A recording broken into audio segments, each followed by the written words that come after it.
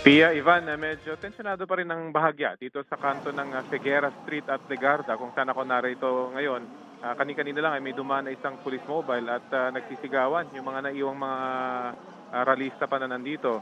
Dahil posibleng hinahanap nito mga pulis yung mga nambato kanina dito sa hanay ng mga anti-riot police na sumubok na arestuhin itong mga pasimuno ng mga nambabato ng bote, ng tiles at ng mga bato dun sa hanay nga ng mga pulis. Nagsisigawan pa sila pag may mga dumadang pulis at ngayon lamang ay tumahimik na ulit. Pero marami tayong mga kabataan, Pia at Ivan, na nakikita rito na may hawak ng mga bato, mga tiles sa kanilang kamay. Ito, nagdaraan sa aking harapan at papunta na naman sa may direksyon ng Mindiola.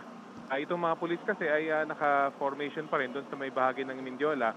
At ito namang mga hindi natin mawari, Pia at Ivan, kung talagang mga realista ito dahil may nakausap ako isang opisyal ng barangay, ayaw nga lang niyang magpa-on cam. Sinabi niya, ito yung mga kabataan daw na talaga magugulo dito sa lugar at sila yung mga pasimuno ng mga riot dito sa area at posibleng talagang kumbaga mga thrill seekers daw. Yun ang kanyang description.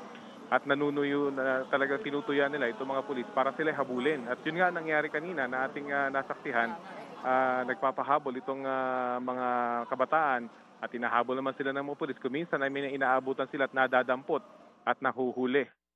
Kanina lang ay nag-anunsyo itong sound system ng barangay at sinabing yung mga kabataan na nahuli ay puntahan lang dun sa kanilang barangay at para makausap yung kanilang mga magulang. So mga tiga rito rin lang, Pia at Ivan, yung ibang nahuli kanina, dalawa yung ating nakita kanina nahuli ng mga pulis na nadampot nila habang nakikipaghabulan dito sa mga ralista. Sa ngayon nga ay payapa na, bagamat nagkalat pa rin yung bubog, ang mga bato dito sa may kahabaan ng Legarda patungo sa direksyon ng Mindiola. Sarado pa rin itong bahaging ito ng kalsada, pero binuksan na yung kanto ng Figueras dahil matindi yung traffic kanina doon. Binuksan na yon patungo sa direksyon naman ng Nagtahan. Pero dito sa patungo sa direksyon ng Mindiola ay sarado pa rin yung kalsada. At nandito pa rin yung ibang mga nakikita natin nakaitim na t-shirt at may mga flag na itim din.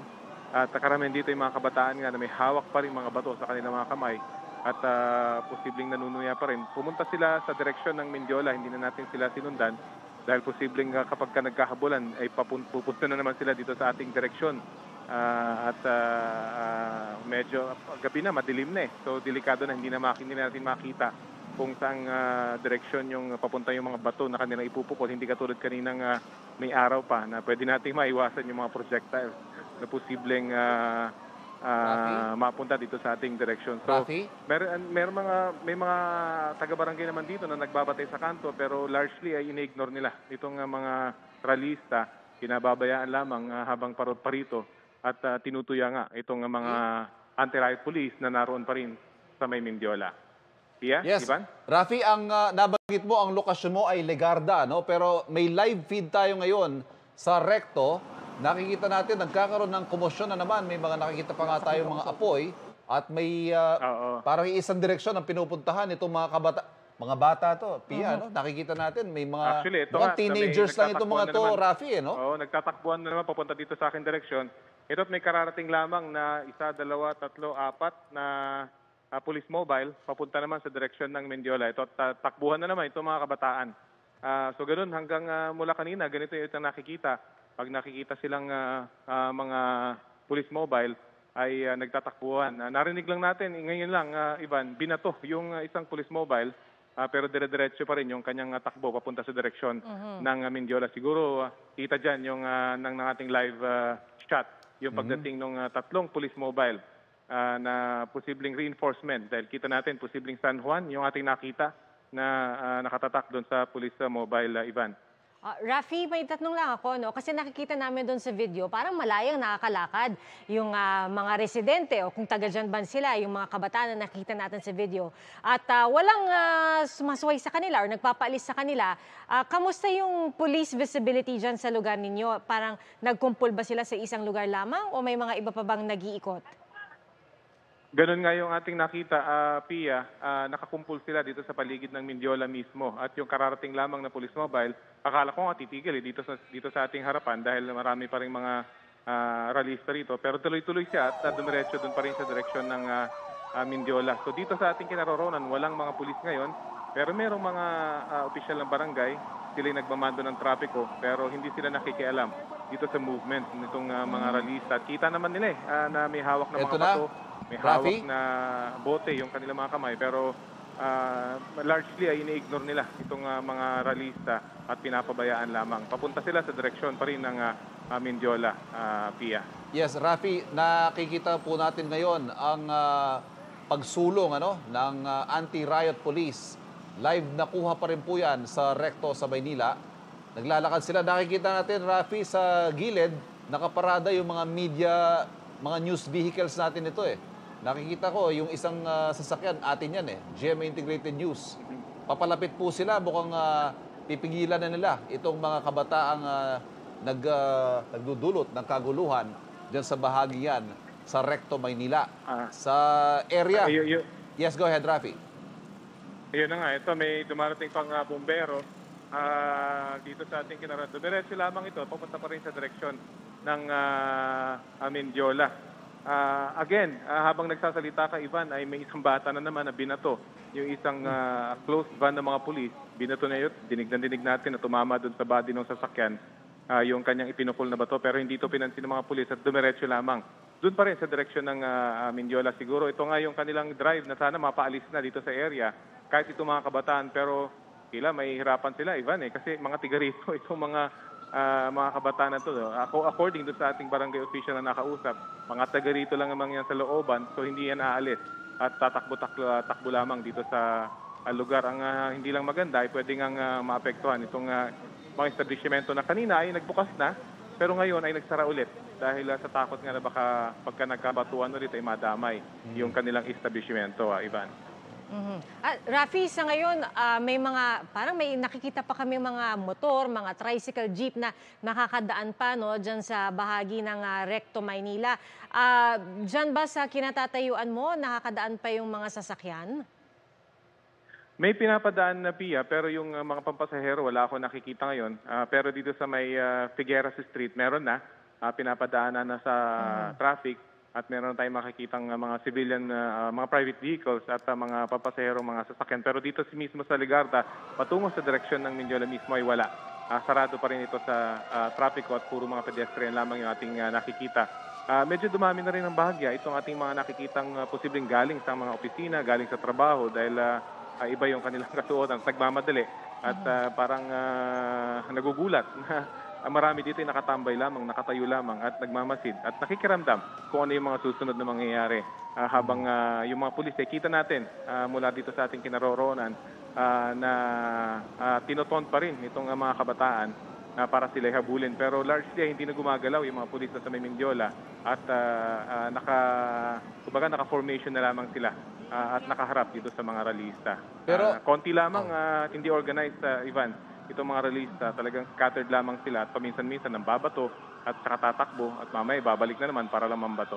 Ito, nagbahabulan na naman na Ivan, mukhang may nadampot itong mga pulis na kasamahan nila kung kaya't nagkakahabulan na naman dito sa direksyon ng Mindiola. Ivan. Rafi, balikan lamang natin yung punto mo kanina.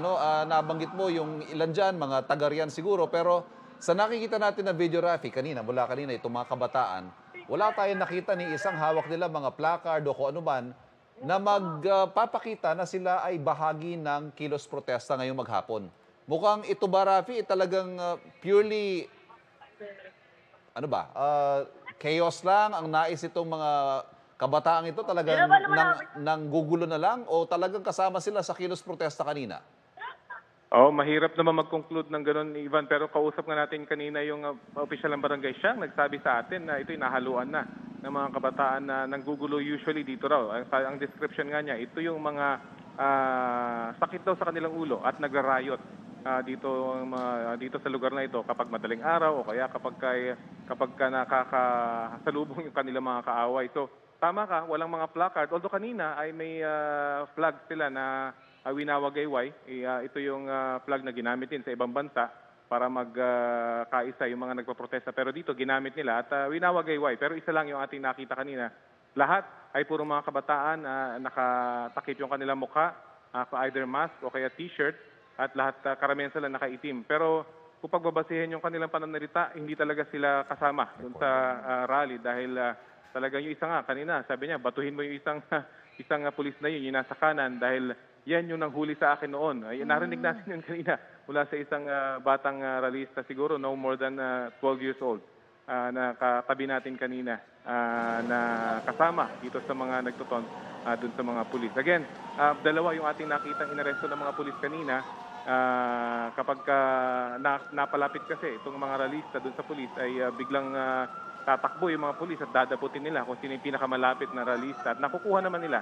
At aatras na naman itong mga rallyista. So ganoon, kanina pa, siguro 2 oras na ganoon, parang cat and mouse. Yung nangyayaring eksena dito sa may Legarda Street patungo, malapit lang dito sa may Mendiola, Ivan. Ayun nga, Rafi, I just need to point out, kasi hindi maiwasang hindi mapansin na parang yung iba magpapahabol, tapos yung iba magvi-video. Ano ba to? Parang gumagawa ba tayo ng content dito? Ano ba sa tingin mo, Rafi? Based on what you see? Hindi ko lang alam kung nai-out na ng ating opisina yung video na pinadala ko dyan. May nakunan akong ganyang eksena, Ivan.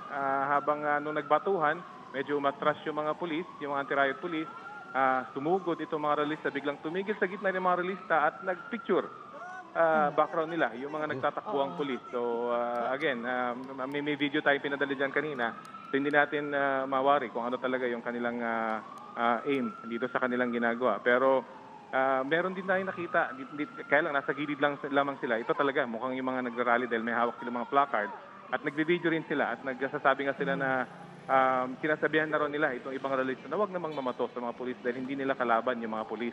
Narito sila para ipahayag yung kanilang damdamin, pero ganito ang nangyayari, nagkakagulo.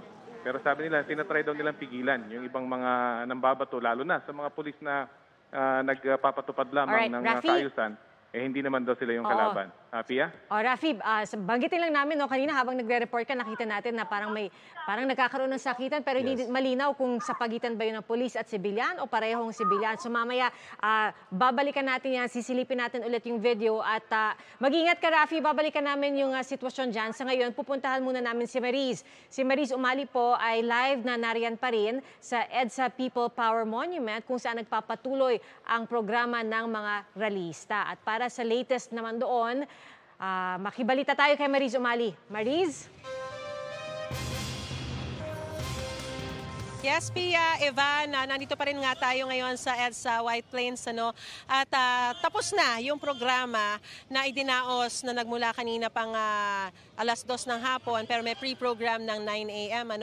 Pero dito sa bahaging ito ng People Power Monument, meron pang mga nagpo-programa dyan at kaya naman sa mga sandaling ito ay makikita natin na naririto pa rin yung mga pulis. Napakarami pa rin po mga pulis na nakakalat dito at talagang sinesecure nila yung area. Meron pa rin tayong nakikita ng mga ambulansya, mga taga Red Cross, fire trucks, hanggat hindi natatapos yung programa. Yung main program doon sa EDSA White Plains ay tapos na at nanawagan nga sila for call to action. Kahit na natapos na yung programa ay hindi naman daw dito magtatapos yung kanilang panawagan para sa pananagutan. Pero dito, ang understanding natin ay merong mga grupo ng mga taga-suporta naman ng dating Pangulong Rodrigo Duterte at si Vice President Sara na nagdaraos din ng kanilang short program dito. Pero sa ngayon po ay kakapanayamin po natin si Kiko Di, siya po yung convener ng Tindig Pilipinas para sa assessment, Pia at Evan, ng kabuuan ng programa at pagtitipon. Kiko, magandang gabi sa iyo. Kanina pa tayo magkausap. Ano ba ang naging assessment mo dun sa takbo ng pagkilos protesta dito? And of course, yung naging programa natin. So, syempre po, kailangan ng mas maayos po ng assessment.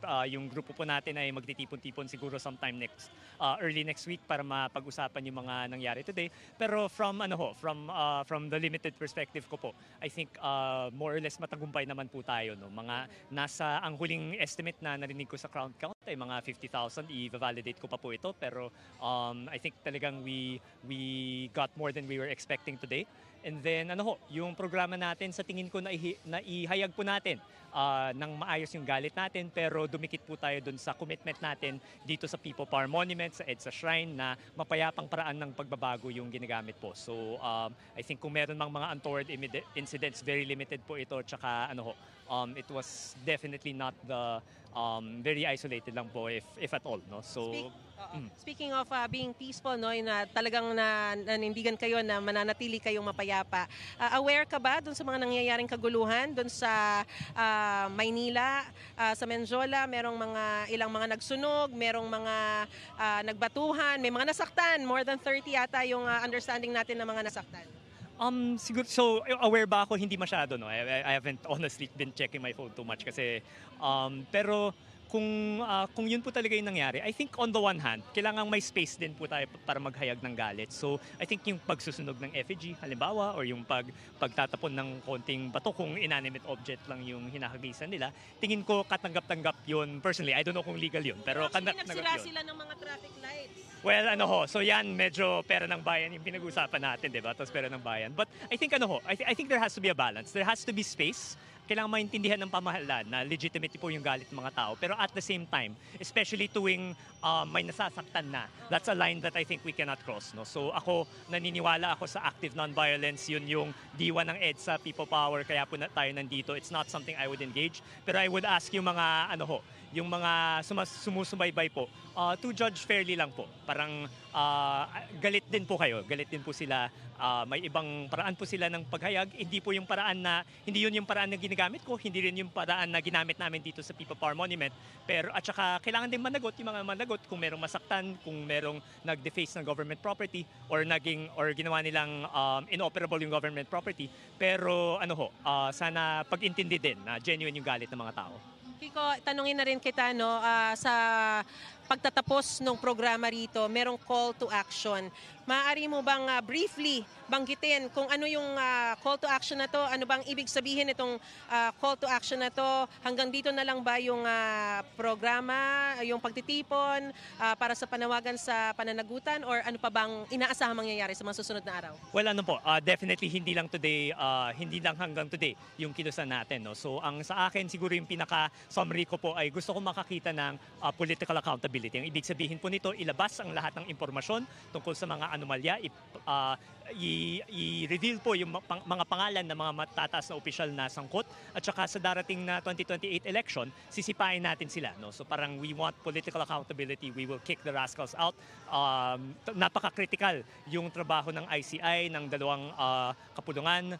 Sana magkaroon ng truly independent ICI na established by legislation, pero gayon pa man, susubaybayan natin yung magiging progress nito. At tuloy-tuloy din po yung ganitong mga pagkilos to continue to hold the feet of the government to the fire. And then yun po, pag nandyan na nga yung impormasyon, I think yung mahalagang kampanya na is i-encourage natin, mananawagan po tayo sa lahat ng mga Pilipino na talikuran na yung mga ganitong corrupt na opisyales. One last, Kiko, meron pang candle lighting doon sa may EDSA Shrine. Tsaka I understand meron ka pang pupuntahan bukod dito na isa pang lugar sa Bantayog ng mga Bayani para sa candle lighting din. Ano ba mangyayari doon? Yes, so syempre sadya naman po na September 21 yung petsa ng ating pagkilos kasi ito po yung araw na in-announce yung martial law noong 1972.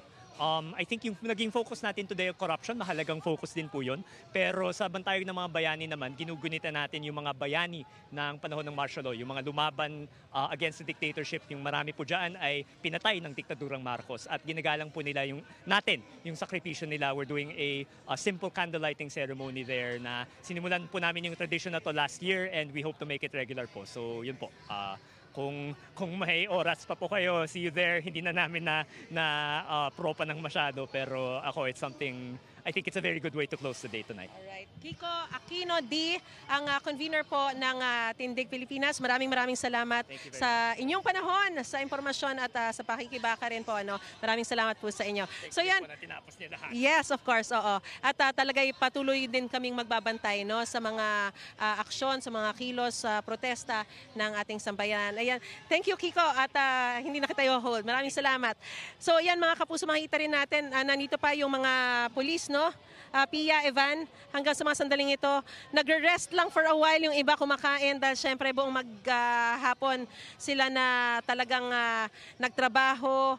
Pero sa ngayon, nagpapahinga man sila ay patuloy pa rin nagbabantay dahil nagpapatuloy pa rin yung isa ng mga protesta o yung pamamahayag dito sa may isang bahagi sa EDSA part ng People Power Monument. So yan muna ang latest na sitwasyon dito pa rin po sa EDSA White Plains sa Quezon City.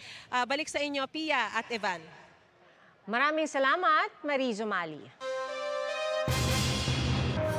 Mga kapuso, balikan po natin ang sitwasyon sa Maynila. Sa Mendiola kanina may mga grupong nakagrian ang mga pulis. Makibalita tayo kay Atina Imperial sa kasalukuyang sitwasyon doon. Atina, anong latest dyan sa iyong kinaroroonan? Yes, Ivan, nasa Mendiola pa rin tayo. Sa kasalukuyan ay may mga rallyista pa rin dito. At ang posisyon nila, nandito sila sa Legarda Street. Sila yung mga rallyista na nasa Liwasang Bonifacio kanina. Ang sinisigaw nila dito ay yung pangalan ni dating Pangulong Rodrigo Duterte. At sinisigaw din nila na dapat bumaba na daw sa pwesto yung mga tiwali, yung mga korap na politiko dahil yung pondo daw ng taong bayan, dapat ang nakikinabang ay tayo ring taong bayan. So naka-alerto dito yung mga pulis. Kung mapapansin ninyo, yung mga pulis ay nandito sa Legarda. Nakahanay sila rito ngayon. Kanina nakita natin itong mga pulis na ito dito sa papasok sa Mendiola pero nasa Legarda sila ngayon kasi nandito nga yung mga rallyista. Itong ibang mga pulis naman ay nag-forward dito sa Recto Avenue. So nandito lang sila kanina sa harapan. Ngayon, unti-unti na din silang sumusulong papunta, I think, dun sa kinaroroonan ni Rafi, Kasi parang may mga rallyista din doon at may bumbero tayong nakita kaninang pumunta sa gawing yan, sa bahaging yan ng Recto Avenue. Hindi natin malaman pa sa ngayon kung ano yung pinuntahan ng bumbero sa bandang yon, pero may naririnig tayo na may mga sasakyan daw na nasunog na kailangan nilang motor na nasunog na kailangan nilang puntahan. Naka-alerto pa rin sa bahaging ito ng Legarda Street, sa Casal Street, ganun din. Sa Mendiola, medyo hindi na ganun katensyonado dahil clear na nga itong intersection, Ivan. Pero dito sa gitna na ito, katulad nga ng nireport natin kanina, dito sa intersection na ito nagsimula yung kaguluhan kanina. Nagkaroon ng batuhan, at nagkagulo yung mga rallyista at yung mga pulis dito kanina. Ivan? Yung kinaroroonan mo, eksakto, Atina, ay nakikita natin hindi na naman tensyonado, Medyo wala na tayong nakikitang girian sa pagitan ng mga rallyista at ng mga pulis? Oo, kumpara nga dun sa nakita natin kanina talaga, iba na talagang nagbabatuhan, may mga molotov na talagang sumasabog, naririnig natin. Ngayon, hindi na ganoon katensyonado at talagang bantay sarado na ng pulis itong palibot na ito ng intersection ng Recto, Mendiola, Legarda at Casal. Pero naka-alerto pa rin sila, may mga rallyista pa rin kasi dito sa Legarda. So para lang mapanatili yung kapayapaan dito sa area, nandito pa rin yung mga pulis. Ivan? Ayan. Mula dyan sa iyong kinaroroonan kung saan medyo hindi na tensyonado, puntahan naman natin yung kinaroroonan ng kasama nating si Rafi Tima. Rafi, tensyonado pa rin ba ang sitwasyon dyan sa iyong lokasyon?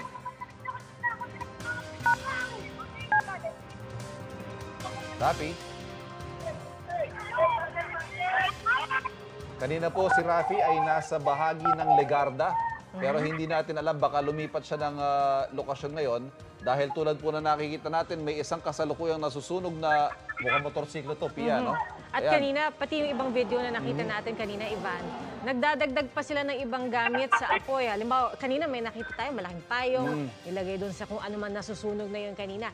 At naipakita na rin natin yung mga kuha mula kaninang, siguro bago mag-alas 7, siguro ng gabi yun, Yung sinasabi ni Rafi na pati yung mga establishmento ay Nagsipagsara ulit. Oo. Dahil nga nagkakaroon ng kagaluhan. Rafi? Ivan, Yeah, pasensya na go hindi ahead, ko kayo go ahead, marinig yes. kanina dahil, doon sa aking kinaroroonan kanina, dahil nabanggit ko kanina, di ba, walang police presence at freely nakakagalaw lang yung mga release. Ngayon ay sumugod na. Medyo marami na ito. Marami na mga anti-riot police ito. Kanina siguro yung mga dumating na tatlong sasakyan sila na yung sinoka rito at itinaboy na nila itong mga rallyista. May isang nagsimula ito sa isang malakas na nagpaputok ng isang malakas na paputok itong mga rallyista at yun ang naging hudyat para sumugod itong anti-riot police at tuluyan na nilang kumbaga nakuha itong kanto ng Legarda at Figueras Street. So, wala na rito itong mga nagrarally at nagtakbuhan na. Hinabol pa ng mga anti-riot police sa mga maliliit na eskinita itong mga nagrarally pero hindi pa naman natin nakikita na bumalik sila at may naaresto na. At may isang grupo lang ng mga kabataan na nandun sa isang waiting shed kanina na sinita sila ng mga pulis dahil unang-una may mga dala silang placard pero dininay nila na hindi sila yung nambabato. Talagang nagrarally lamang daw sila. Kung kaya pinabayaan naman sila pero galit na galit itong mga kabataang ito. Pero ngayon ay pinahupa sila ng mga residente rito at wag na raw makipag-away sa mga pulis at umuwi na lamang. Ginawa naman itong mga rallyista. Mukhang legit na mga rallyista yon dahil sila yung mga nagchat-chant pero ang sinabi nila hindi sila yung mga namamato. Ang hinahabol ngayon itong mga pulis ay yung mga namamato at nagpapaputok ng mga labintador. Nakatatlong putok na labintador na itong mga rallyista rito. Ito yung kumbaga kanilang bagong ginawa na para mataunt kumbaga itong mga pulis. At ngayon mas marami na siguro mga nasa 30 hanggang 40 na mga pulis na itong nandito ngayon sa kanto ng Legarda at Figueras at hinarangan na nila itong kantong ito. Ngayon hinihintay na lamang na bumalik itong mga pulis na naghumabol dun sa mga rallyista na pumasok sa mga eskinita para makita natin kung may naaresto sila. Pero ngayon largely puro mga miron na lamang yun nandito. Although may mga nakikita pa rin tayo nakaitim sa mga gilid-gilid at nagmamasid sa kung anong gagawin pa nitong mga pulis. Na ngayon ay nakabantay na. Nakaharang sila dito sa kalsada para hindi na mulit bumalik at makalapit dun sa Mendiola itong mga rallyista. Pia? Rafi, nadagdagan ba yung bilang ng mga pulis na nakadeploy mula nung kaninang hapon? Kasi nga, kaninang hapon biglang sumiklab yung gulo. Tapos na-i-report natin kanina, di bababa sa 4 na sugatan at halos mga 30 pulis. So, nagkaroon na ba ng reinforcements? Mukhang yung dumating kanina na reinforcement na nakita naming nakita kong dumiretso lamang papunta sa Mendiola, ito na. Yung mga pumunta naman dito ngayon, bumalik dito sa may Legarda Street. Dahil ito na yung kumbaga pinaka-porous na area 10 lang kanina yung nabilang natin ng mga pulis na nakikipag-ugulan sa mga rallyista. Pero ngayon nga ay napakarami na nila. Siguro mga nasa 30 na sila, 30 to 40 na mga anti-riot police na pumunta rito para itaboy itong mga natitira mga rallyista dito sa may kanto ng Figueras at Legarda Street. Sila itong mga nambabato ng bote, mga tiles at bato na nakita natin kanina. At bago sumugod itong mga anti-riot police ay nagpapaputok naman sila ngayon ng malalakas na mga labintador. At yun ang naging hudyat nga para sumugod na rito itong malaki-laking bilang ng mga pulis para maitaboy na itong mga rallyista. Pia? Rafi, correct me if I'm wrong. Sa nakikita natin sa video, ang agresyon ang gagaling lahat dun sa mga kabataan. Ano? Kasi nakikita natin itong sa video may bombero na may hawak na hose, bumubuga ng tubig pero paitaas tsaka mahina pa lang ang tubig. So hindi niya tinututok sa mga kabataang yung mga nagsunog o yung mga nambabato. Oo, ganun na nga largely nakikita rin natin, Ivan. Kanina lang may isang civilian tayo nakita na nandun sa hanay ng mga pulis. Hindi natin alam kung intel ba siya o civilian lamang na taga rito dahil marami na tayong naririnig ng mga taga rito mismo, ng mga kumbaga adults na inis na inis ito sa mga kabataan na talaga nanggugulo na lamang. Hindi naman nga daw pulis yung kanilang kalaban. Bakit ganito at binabato nila itong mga pulis? So, bumato siya doon sa direksyon ng mga rallyista. Pinigilan naman siya ng mga pulis. Pero largely tama ka na ang tanging offensive na action lang na ginagawa ng mga pulis ay kapag may nakita silang rallyista or yung mga nambato na mag-isa lamang, ay hinahabol nila ito at hinuhuli. At kanina nga ay 2 na yung ating nakitang ganun yung nangyari. Nahuli naman nila. Pero largely talagang yung aggression ay galing dun sa mga kabataan na hindi nga rin natin ma-describe kung talagang mga rallyista dahil talagang mga bata siguro may hanggang 10 years old, 12 years old, 15 years old na may mga hawak na mga bato at mga tayo sa kanilang mga kamay, Ivan. Rafi, mag-ingat ka at patuloy na nating babantayan ang sitwasyon dyan sa iyong kinaroroonan. Pansamantala, maraming salamat. Rafi Tima, nag-uulat po live mula sa Maynila. At kasunod nga po ng karahasan sa iba't ibang bahagi ng Maynila, inutos ni Manila City Mayor Isko Moreno sa Manila Police District na paigtingin ang curfew para sa mga menor de edad. Batay po sa nauna ng inilabas sa executive order, alas 10 ng gabi hanggang alas 4 na madaling araw ang curfew ng mga edad 17 pababa. At yan nga, Ivan, ang nakikita natin sa ngayon. No? Kasi nga, kanina, nung unang nag-uulat si Rafi, nakita natin, paikot-ikot, naglalakad ng malaya yung mga residente dyan o yung mga tao dyan. At gaya ng nasabi mo, karamihan sa kanila, kabataan. Pero ngayon, ayan na yung curfew. Napakababata. Nabanggit ni Rafi, 12, 13 years old, sila yung mga nababato. Mapapatanong ka ito ba talaga naintindihan nila kung ano nangyayari o ito po yung kilos protesta, wag tayong maligaw, ito ay pagpapahayag ng galit ng taong bayan sa katiwalian sa gobyerno. At yung panggugulo, sabi nga ng Malacanang, nauna nang sinabi ng Malacanang, kinagalang natin ang karapatang magpahayag, pero pag lumabag sa batas, ay kailangan po nating tugunan o kailangan tumugon ng ating kapulisan at gayon din ng sandatahang lakas kung kailangan sa mga kaguluhan yan. Nag-umpisa yung kaguluhan kaninang bandang alas 2 ng hapon dyan po sa may Ayala Bridge nang gusto sana ng ilang mga grupo na makalusot sa barikada o barrier na inilagay ng mga pulis sa Ayala Bridge. At matatandaan natin na nandun yung barikada dahil malapit na ito sa Malacanang. Okay? At matapos nagkaroon na ng mga pagkuha doon sa mga tao. Pero sabi ng mga pulis, hindi naman daw pa sila inaaresto nung mga oras na yon.